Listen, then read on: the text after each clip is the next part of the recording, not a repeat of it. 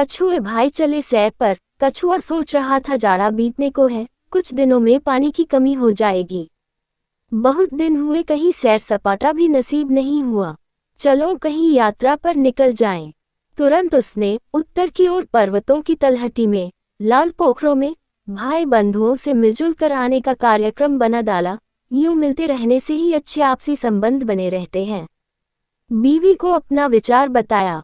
बीवी बच्चे बड़े खुश हुए। कम से कम कछुए की इस यात्रा से उन्हें दूर दूर के स्थानों के वर्णन देखने को मिलेंगे, वहां की नई नई चीजें घर में आएंगी। दिन का काम निपटा कर कछुई घर के बाहर चबूतरे पर बैठ गई। पास पड़ोस में बात बता दी, कछुए जी उत्तर की तरफ यात्रा पर जा रहे हैं। पड़ोसियों ने पूरी बात पूछ ली, कहाँ और किन किन रास्तों से जाएंगे।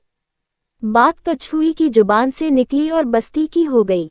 सारे जान गए कछुए भाई यात्रा पर जा रहे हैं।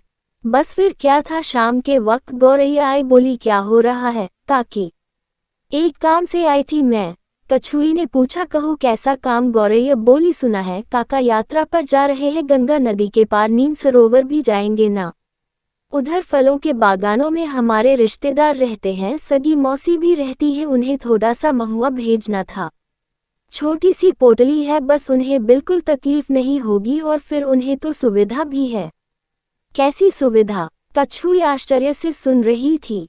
यही कि वे पानी में और जमीन पर आराम से चल सकते हैं, हमारी तरह थोड़े ही हैं कि दो ही पंख और उन्हें भी उड़ने के लिए फैलाना पड़े। लो रखो ये पोटली, मैं चलती हूँ, बहुत काम पड़े हैं।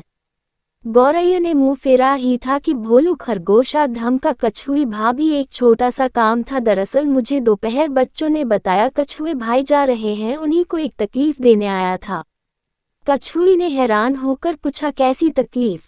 भोलू बोला, उनको थोड़ी परेशानी जरूर होगी, लेकिन पड़ोसियों के लिए इतना तो करना ही पड़ता है। पहाड़ों की तरफ तो उनका जाना होगा ही। मुझे कुछ सूखे मेवे मंगवाने हैं, तुम अपने बच्चों के लिए भी मंगवा लो, अखरोट, खुमानी, आडू। इधर ये सब कुछ कहाँ, बच्चों के लिए तो ये सब कहानियों की बातें हैं। कछुए भाई जरूर लेते आएंगे। चौड़ी पीठ और धीमी चाल, उन्हें तकलीफ भी कम ही होगी। कछुई सोच में डूब गई। तभी गिलहरी दौड़ी आई और बोली, कछुई दीदी, दीदी के लिए कुछ कपड़े भिजवाने हैं। जब से उस तरफ चली गई फिर मुलाकात ही नहीं हुई। सुना है उसके 2 नन्हे बच्चे हैं, और तुम तो जानती हो पहाड़ों पर ठंड काफी पड़ती है।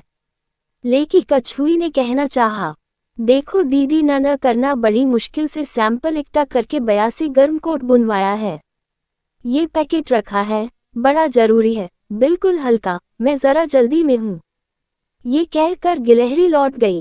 कछुई परेशान हो गई। पड़ोसियों और रिश्तेदारों का तांता लग गया। किसी का कुछ तो किसी का कुछ, पर साथ जाने वाले सामानों का रेल लग गया। चिड़िया, नेवला, खरगोश, चूहा, मछली, सभी ने अपना अपना सामान लाकर रख दिया।